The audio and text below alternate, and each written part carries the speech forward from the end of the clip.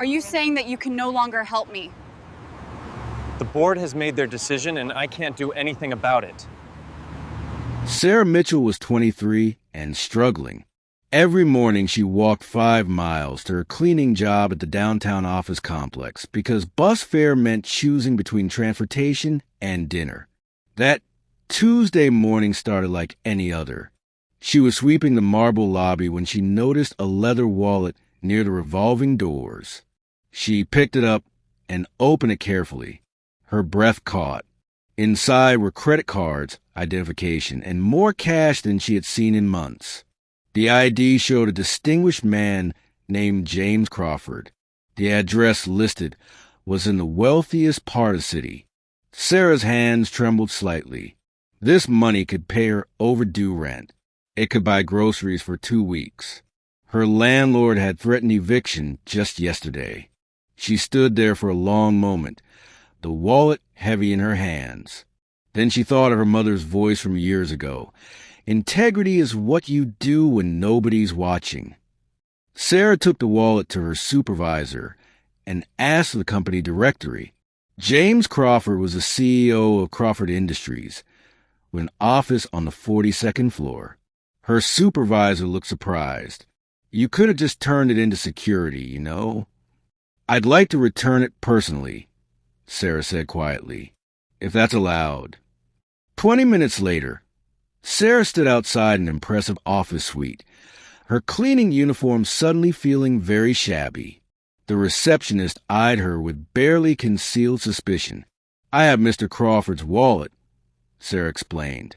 He dropped in the lobby. The receptionist's expression changed immediately. She picked up the phone and spoke in hushed tones. Within moments, a tall man in an impeccable navy suit emerged from the inner office. James Crawford was perhaps 55, with silver at his temples and eyes that seemed to evaluate everything they saw. He looked exactly like his ID photo, only more imposing in person. You found my wallet? His voice was measured and calm. Yes, sir. This morning in the lobby. Sarah handed it to him, her voice steady despite her nervousness. James opened the wallet and examined its contents carefully. Everything was there. He looked at Sarah with an expression she couldn't quite read. What's your name? Sarah Mitchell, sir. And you work here? Yes, sir. I'm on the cleaning staff. James was quiet for a moment, studying her face. Sarah, do you know how much money is in this wallet? No, sir. I didn't count it. That wouldn't have been right. Something shifted in James's expression. Most people would have at least been tempted to keep it. Times are hard for many people right now. Sarah met his gaze directly. My mother taught me that your character is defined by what you do when no one is looking. Even if I needed that money, it wouldn't belong to me. It would never feel right. James nodded slowly. Your mother was a wise woman. She was, sir. I lost her 3 years ago, but I try to live by what she taught me. I see. James reached into the wallet and pulled out several bills.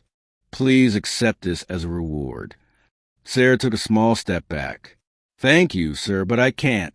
I was just doing what anyone should do. Not anyone, James said quietly. Believe me, not anyone at all. He studied her for another long moment. Sarah, I'm going to ask you something, and I want you to answer honestly. Are you happy with your current position? The question caught her off guard. I'm grateful to have work, sir.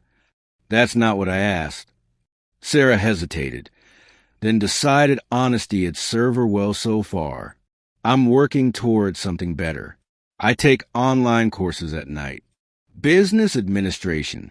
I'm hoping one day to work my way up, maybe into an office position.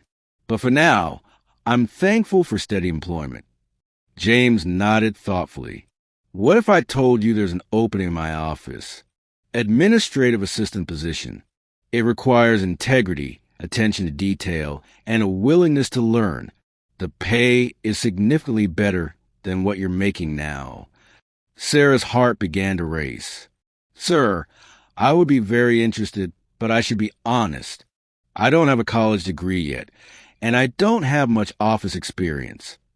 But you have something more important, James said.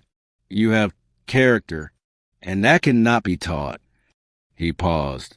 Sarah, I'm going to tell you something. I dropped that wallet deliberately this morning. It was a test. Sarah's eyes widened. A test? I've been looking for someone trustworthy for a very important position. Someone who would do the right thing even when it would be easy to do otherwise. I've dropped that wallet 3 times in the past month. You're the first person who returned it without taking anything. The first person who refused a reward. The first person who even bothered to bring it directly to me. Sarah felt her eyes beginning to sting. I just did what was right. Exactly, James said gently. And that's exactly the kind of person I need working beside me. Someone who understands that doing what's right matters more than doing what's easy. He smiled for the first time. If you're interested, the job is yours. We'll work around your class schedule, and the company will cover the rest of your tuition. Sarah couldn't speak for a moment.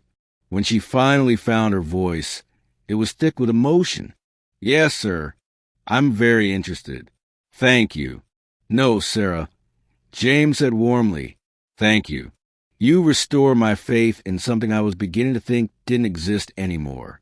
You reminded me that true integrity still lives in this world. As Sarah left his office, she thought of her mother and smiled through her tears. Sometimes doing the right thing costs us nothing, but brings us everything. 6 months later, Sarah became one of James's most valued team members. And he often told people that the best hiring decision he ever made was dropping his wallet in a lobby and waiting to see who would return it. If this story touched your heart, please share, and subscribe. Leave a comment below telling us about a time when doing the right thing changed your life. Your story might inspire someone who needs to hear today.